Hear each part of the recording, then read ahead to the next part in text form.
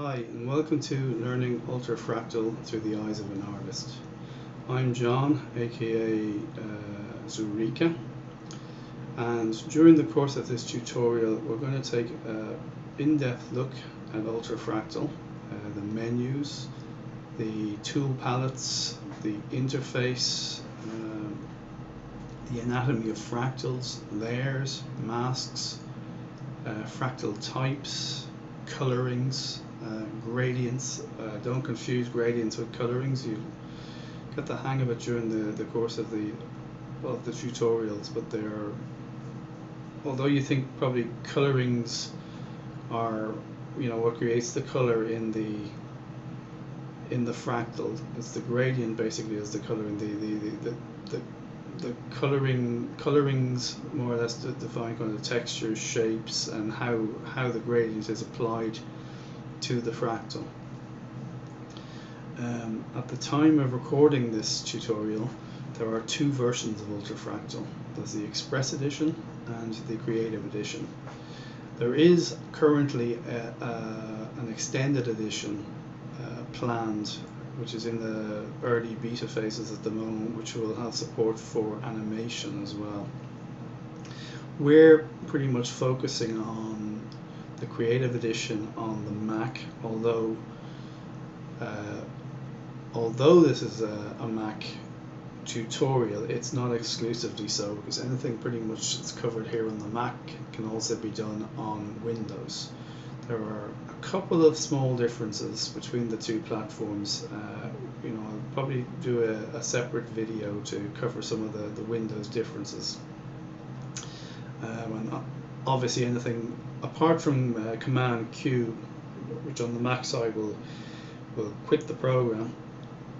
I'm not sure what it is on Windows, but Windows users can manually just close their windows, etc. Ignore Command Q, but anything else really with the command button, you can just substitute the control button, and the option button can substitute the alt button. So they're the main operational differences. We will be using keyboard shortcuts quite a lot, so important just to bear that in mind. Differences between the Express edition and the Standard edition is that with the Standard edition there's support for layers, and there's also support for geometric transformations, aka maskings. Okay, I beg your pardon, mappings. Don't confuse mappings with maskings like I just did. Mappings, which can basically affect the shapes of the fractals, can distort them a little bit like filters in Photoshop, except in ultrafractal filters are kind of a different thing, but we will be taking a look at filters in ultrafractal as well, so you'll get a good feel for the difference between the two. Okay, so without any further ado, we'll go ahead and download the program for those who haven't got it already. We'll go through setting up the program and basically some alterations I make. Whenever basically I install a new version of ultrafractal, what I do is I make a couple of custom changes, just for better operation. And because I suffer a lot from glare, I like to change the background of the actual fractal, the bleed board, the area around the actual fractal. So let's go ahead and download the program if you haven't already got it.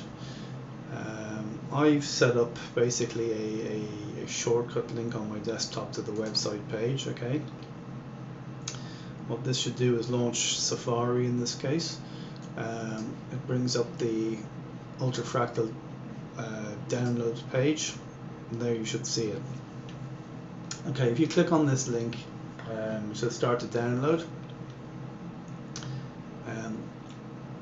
Your progress in the latest version of Safari, which is 6.04,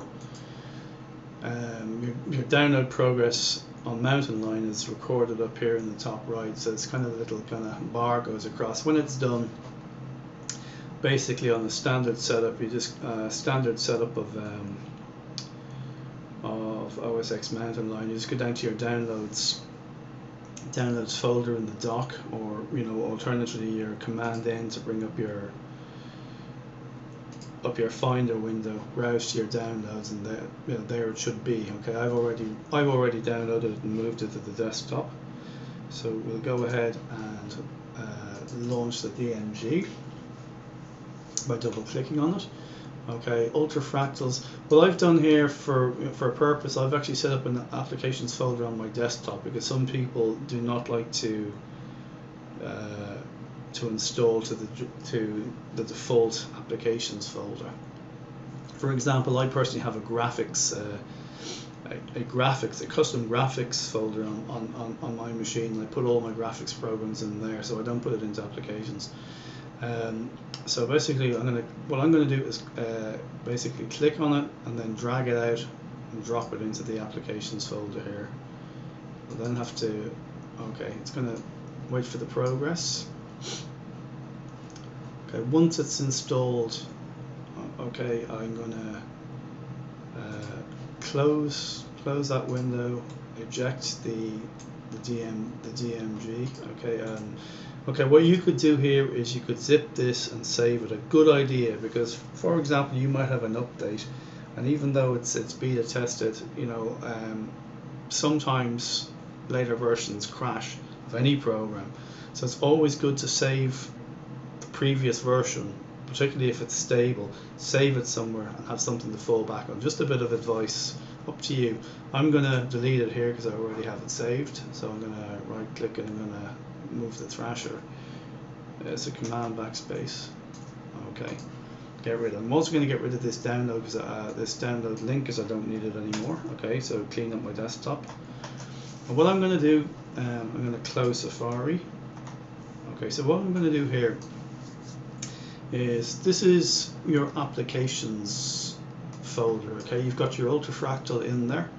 Now you can either click and drag it onto the dock, like I'm doing here, okay, which will create a shortcut to it, or alternatively, if you hold down Option, click on the ultra fractal program and drag it out onto your desktop. Okay, in this case I must have hit it wrong, because it's copying the program, which is not what I want. Let's try. No, it should be Option. Maybe it's Command Option. No, it's copying the program again. Let's try it one more time. This is probably actually a good exercise to. Yeah, it's Command Option. Okay, to drag it out onto the desktop. Once you get this arrow, okay, it's the alias or the shortcut to the main program. That's what you're looking for, rather than duplicating the program. Okay, so I'm going to leave that on my desktop, clean up the desktop, just so I have it, have it there for easy access every time to launch. Okay, so let's go ahead without any further ado and launch the program by double clicking on the shortcut. Okay, show web page. Okay, and there it is. We've got evaluate, buy now, enter license. Now, depending on really what you're doing, if you have your license, okay, already, go ahead and enter the license. Click on enter license. It'll bring up a licensing dialog, and you'll have basically the license copy here, end here. Copy and paste that into the window that comes up. We'll be having a look at it in a minute anyway. Okay. For the moment, I'm going to click evaluate. Okay. Because I can also do it from the other screen. Okay, that will bring up our welcome screen. Now the welcome screen is actually great. There's some very good stuff, including like full tutorials, examples, etc. under the hood, already built into Ultrafractal. This video doesn't replace the tutorials in it by any means. So by following on with the course, okay, this is a good sort of visual way of learning the program. Okay, but also refer to the tutorials, see what's new, etc. Make use of this. Okay, regard it as an asset. I'm going to leave that for you guys to explore. I'm going to leave this checked for the moment, okay, and I'm going to hit OK. and that launches the program. Okay, I'm going to basically make it full screen, and I'm going to have a look. First thing, okay, that you see here is kind of great, but I'll be honest with you, I don't like it. Okay, so we're going to change the way Ultrafractal displays the default Mandelbrot. This is for anybody who doesn't know, this is a Mandelbrot fractal, basically named after Benoit Mandelbrot, who was if you like, one of the forefathers of fractals. So how we go about changing this for the moment, okay, is we come down to the image tab here in the fractal properties panel. Okay, we're going to go into panels in more depth. Okay, what I'm going to do is I'm going to uncheck this resize with fractal window, okay, because this can't get very complicated. What I'm going to do is I'm going to change the width to 640 by 480, okay, and check maintain width height ratio. Okay, so you've got basically a standard landscape preferred resolution setup here. So basically Ultrafractal is going to launch every time with this. For the time being, okay, we can make this as big as you want. I'll go about 900 because it fits, or even 1000 because it fits my screen size a bit better. Okay. Now this is what I was mentioning in the introduction about the bleed area around the fractal. I don't like this, okay, and I will actually mention this in a separate video at the end. But in Windows you can actually put an image in here, which I kind of prefer. I like it, okay, but in Mac as yet we don't have that facility. But you can change the color, which is just as good. I'm going to bring up the options window by hitting Command and comma. Okay. We'll go into that in more. We'll touch on this a little bit later on when we get into movement. Okay, in some of these options here. For the moment, I want to go into the Fractal tab in Preferences. Okay, this is really all I'm concerned with for this particular part of the tutorial, and I want to change the background color. Okay, so I just click on this little swatch here, and okay, I've basically got a previous set of values. Okay, but really at the moment it's gray. So to get any color, okay, on this hue bar, this is what I'm more or less interested in. These three down here. Some people use the RGB. I do use them too, quite a bit, but really you get there quickly. I use HSV, hue, saturation, and luminance. So what I'm going to do to get any color in there is just click on a color. Okay, and any of these RGB values will give me a color. Okay, I want something saturated, okay, and I want something on the orangey side, and then I'll drag it down dark, okay, then I'll drag the saturation down. So I go for these kind of off browny greys, off yellowy greys, okay, and the value that I've got here, as far as I know, is 35. So I kind of type these in manually. 53 and 81. Okay, I'm going to hit OK.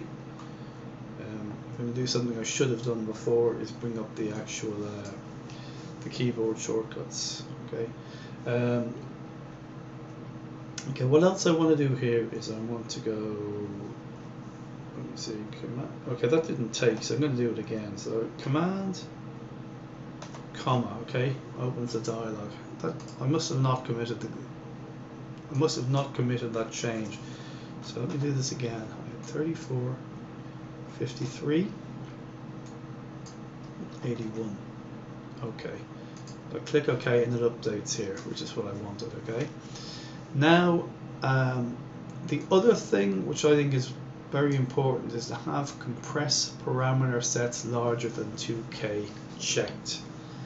And the reason for this is that, say you have one of these social network pages like Facebook, you're on the Ultrafractal mailing list, or even just chatting or emails between friends, okay, and you need to share a set of parameters.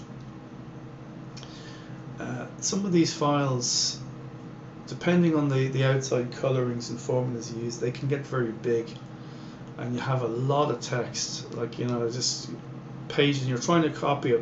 What happens is you try to copy it and you miss a line, or you miss a comma, or, you know, a space, and suddenly the fractals don't, you know, those parameters will not copy and paste properly. They will not load in your friend's window.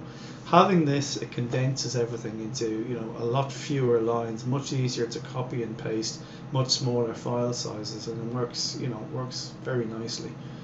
I'm just going to have a quick look here. Defaults, okay.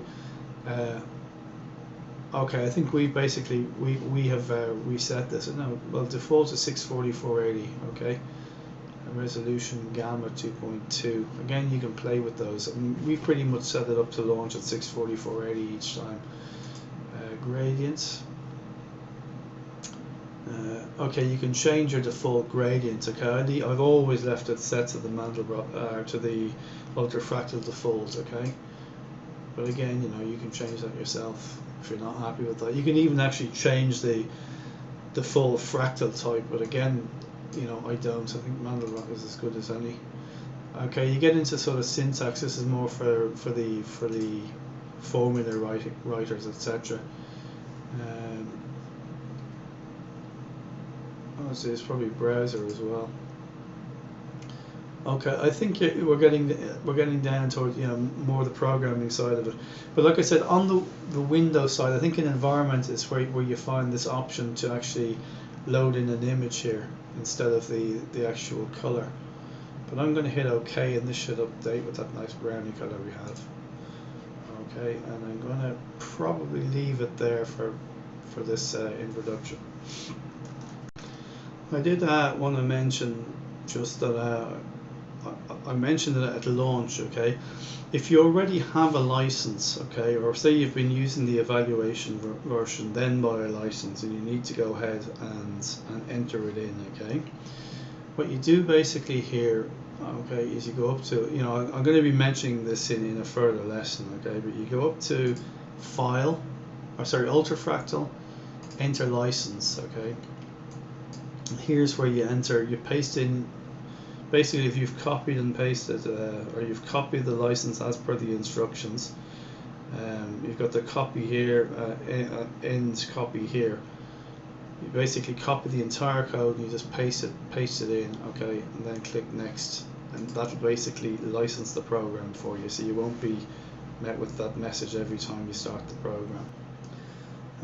Before we leave this lesson entirely, there's something else that I forgot to show you. Basically, we have installed the program now, and we have done a basic setup. But what happens with Ultrafractal is it comes with a very, very basic set of formulas. Okay, so it's kind of important that when you set up Ultrafractal for the first time that you have an online connection. So you can go ahead and update the formula database. Okay. The formula database is located on your computer in your documents folder. Okay. In your documents folder, there's an Ultrafractal folder, and within that you have your fractals, parameters folders, etc. Let me have a look, see if I can show you this. Go Command N. Or beg your pardon, if I go Command Shift O, which should bring me straight in. Okay, in your documents folder, you've got Ultrafractal. Okay, this was basically set up when you launched the program for the first time. In there, you have formulas, fractals, gradients, etc. Okay. I'm going to show you something we're going to actually cover during the course of this tutorial, and that's the library. Okay. So really, for the first time, we're going to have a look at this. If we go over to the layers property panel here, you've got formula. Okay, the formula tab, And to the right of the fractal type, okay, in this case it's Mandelbrot, you have this kind of, it looks like a disk on top of a folder icon, okay. This launches basically the browser window. In this, okay, we can see, in this case with the formula tab selected, we can see the formula types, okay. Now there's a fairly, as I said, basic collection there, okay. If you actually have a look at this public folder here, okay, and toggle it open, there's nothing in there at the moment, okay. So just cancel this for the time being, okay. I just want to show you, you know, okay, outside, this is an outside coloring tab. If you click on this, view colorings, public, nothing in there, okay. Cancel this. Now what we're going to do now is we're going to go up to I think it's file, okay, and at the very bottom option, okay, here is update public formulas, okay. Since this is the first time that we've installed Ultrafractal, okay, we're going to select full formula collection here, okay. Thereafter you can go in at sort of regular intervals and download the monthly or weekly updates just to keep things up to date, okay. I've got full formula collection selected. I'm going to click OK. Okay, I'm going to go any collection forever, allow. Okay, this is my firewall basically. Okay, it's not going to take that long at all really to download, so if we leave it for 2 or 3 minutes. Okay, what this basically will do is it will complete, it'll ask us if we want to read a log file. I don't read it that much. I do, not the first time anyway, because I don't know, you know, it's installing all basically everything that's in there. But if I was looking at a monthly update, say by a particular author, for example, Toby Marshall or Kerry Mitchell, Dennis Magar, whoever, Ron Barnett, that's REB, I do believe. He actually writes stuff, as does Kerry pretty regularly, Toby occasionally, and they publish at the database. Ron also you'll find on the Ultrafractal mailing list, and you might find samples of code etc. there from him. They will update from time to time. I then sometimes look at the log files to see what they've added etc. You know, I can then go ahead and have a look at what's new effectively in the formula database. Sometimes there may just be tweaks to colorings or maybe entirely new formulas depending. Okay, while I've been talking, that has downloaded. It's going to take a second or two still. But I think even with this, what it hasn't completed yet, just to show you, if I go back to the formula tab, okay, I can't. Okay, installing formulas. Okay, there you go. The file on your computer is newer than corresponding. I'm just going to go yes to all in this case. I think I could equally do no to all. Okay, your form has been updated. Replace 2 files. Okay, would you like to see a detailed log file? No, you can choose yes if you want to. I'm going to go back to that formula tab, click on the browser launcher. Okay, now if I look in public, where we were empty a second ago, we've got a full collection. Okay, that's what I wanted to show you. I say is make sure you actually go ahead and update the database so you're on the same page as me. Alternatively, you can also go through the help menu, okay, and down the bottom you've got the online formula database, okay. This is if you want to do it manually. Occasionally the automatic updater hasn't worked for me, or you'll get a corrupt file or something. You may have to go in and download this manually, okay. So again, I'd go in here, you can click on this, download it, okay, and then all you need to do effectively, if I go back here again, I go Command Shift O, go back to Ultrafractal. Okay, I may need to go down to my formulas, wherever they are, formulas, okay, public, and just copy everything in there. and that should bring us, that will do the same thing. But like I said, whereas in the past I've done the automated update, this was on the Windows side. I've never really had the problem on Mac. I've had problems with corruption and stuff where I just manually overwrite and the formulas were there. So that's how you update the formula database. And now we should be ready to go. We've had our basic setup, customized it, and we're ready to have a look at the menus in the next lesson.